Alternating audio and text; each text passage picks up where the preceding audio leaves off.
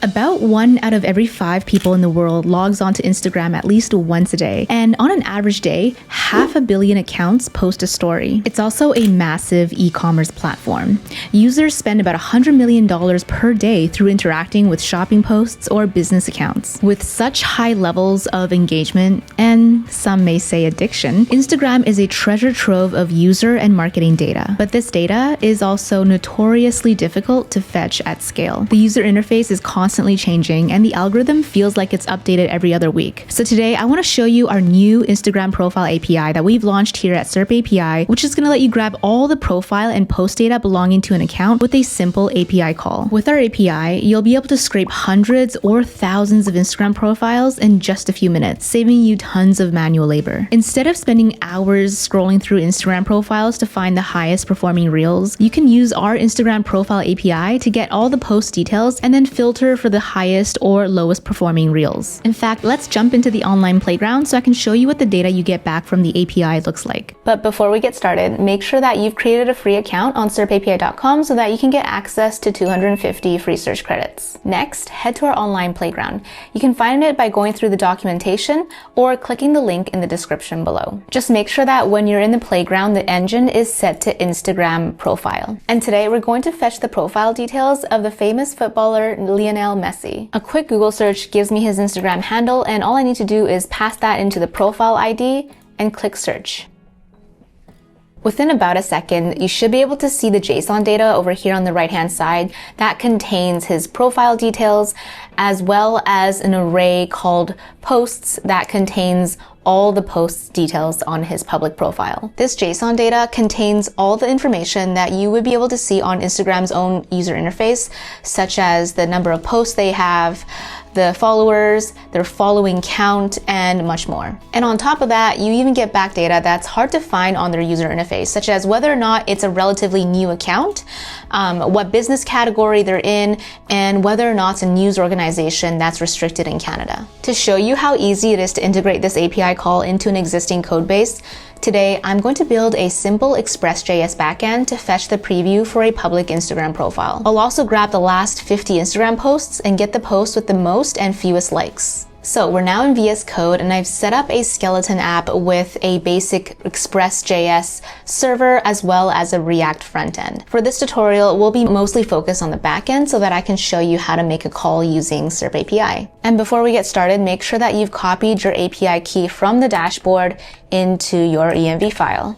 I've also created and styled a basic React frontend, which is going to display the data from our Express server. I'm not going to go into too much detail on the design or the CSS because that's not really the focus of this video, but I will leave a link to the code in the description below. And this is optional, but I've also installed and imported the JavaScript SDK from SerpApi. And getJSON is essentially a wrapper function around the fetch API. Of course, you can just make a fetch call directly, but this makes it a little bit easier to make the API call. Now I'm going to start the server just to make sure that's running as expected. Perfect, so it's listening on port 3000. And again, this is just a basic Express server. And now let's implement the endpoint that is going to call SerpApi's Instagram profile API. And let's name this route API Instagram with the route parameter profile ID. That way we can access the Instagram handle that the user passes in. And of course, we need to destructure profile ID from our request.params object. And this is just basic Express syntax, nothing new here. Now, to make the API call to SerpApi, all we need to do is call getJSON, and we'll pass in an object with 3 parameters. The first parameter is going to be engine, and that is going to be Instagram profile, since we're asking for Instagram data. Next is the API key, of course, and that is going to be our SerpApi key. And lastly, the profile that we want to get the data for. And finally, we need to send this back to the front end. And I almost forgot, since this is an asynchronous API call, we need to use await here and async. All right, now let's test it out. On the front end side, I've already wrote some very basic React code that's going to call our Express endpoint, and it's going to console log in the browser what we get back. And we'll use Lionel Messi again. So it looks like we got data back from SerpApi, and it does match the schema that is described in the documentation. Inside the JSON object, you're going to see search metadata, which basically contains information about this particular request. Search parameters, which you'll recognize are the parameters that we passed into this API call. And then also SerpApi pagination, which we're going to use later on, and that contains the next page token, which is what we're going to use to grab the next set of results. Now, the property that we're probably most interested in is profile results, and this contains all the data linked to that account, such as their biography, follower count, etc. It also contains the array of their latest posts. Essentially, it contains all the data that I showed you earlier in the online playground. Inside this JSON data, we also get back an HTML file, which is a snapshot of their Instagram profile. And using this, we can actually display a preview of their account. And as I mentioned earlier, I already wrote some basic front-end code to display this data. So all I need to do now is pass the data into the state, and this should work out of the box.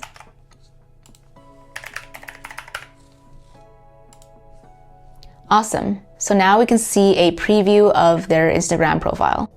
The next thing I want to do is get the posts with the most and fewest number of likes out of the last 50 posts. What we're going to do is create a separate endpoint to fetch these posts, because by default, the Instagram profile API only returns 12 posts at a time. So we're going to make 5 consecutive API calls to SerpApi and add up all the posts into an array. And again, to be clear, the reason why we need to make 5 API calls is because we need to fetch at least 50 posts, and each API call returns 12 posts at a time. And as I mentioned earlier, we'll be using the next page token returned to us by each API call to get the next set of 12 posts. Let's name this route API Instagram posts profile ID, since we're exclusively returning posts from this endpoint. Let's copy over the code from the previous route to here, because we'll be reusing a lot of it. We'll initialize an empty array to store the posts. And let's write a for loop to make the 5 API calls.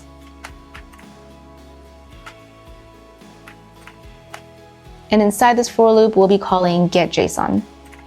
Let's actually extract this out.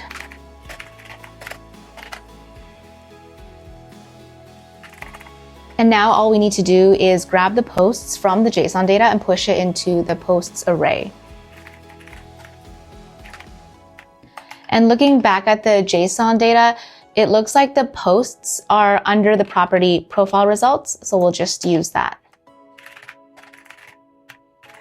And of course, we need to destructure the array. And before I forget, I'm also going to wrap this in a try catch so that we can handle exceptions or network request errors more gracefully.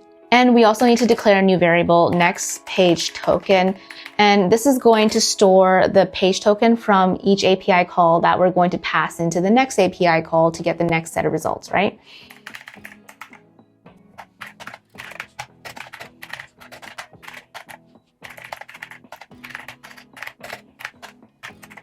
And oops, I just realized this should actually be inside the for loop. There we go. And of course, we need to update the next page token after each API call.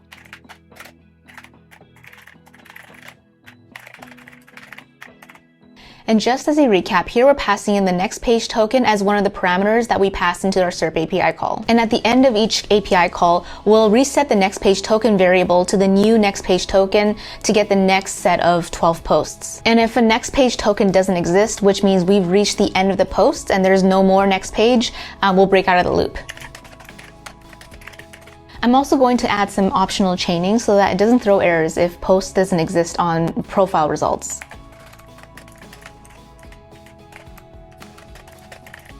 And here on the front end, I've just added some very basic sorting code so that we can get the highest and lowest liked post out of the top 50. All right, now let's test this out.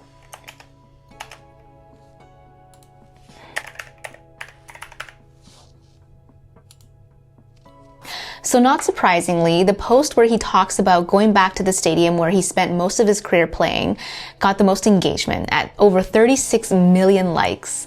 And the lowest likes came from a post where he's promoting his product. With this API, you could build an app that tracks the posting frequency over time, the follower count and engagement of an influencer, a thumbnail picture downloader, and much more. The possibilities are endless. This API unlocks a ton of new capabilities for your AI agent or SaaS application by giving you access to real-time data. With an average response time of 1.15 seconds and a 99.9% success rate, SerpApi's simple-to-use APIs lead the web scraping market with unmatched reliability and performance. SerpApi makes pulling data from the web insanely easy, and you no longer have to waste time dealing with Google's changing layouts, getting IP blocked, or solving CAPTCHAs. If you have any questions at all, leave me a comment below or contact us at contact@serpapi.com. Thank you so much for watching, and make sure to leave a like and subscribe if you found this video helpful.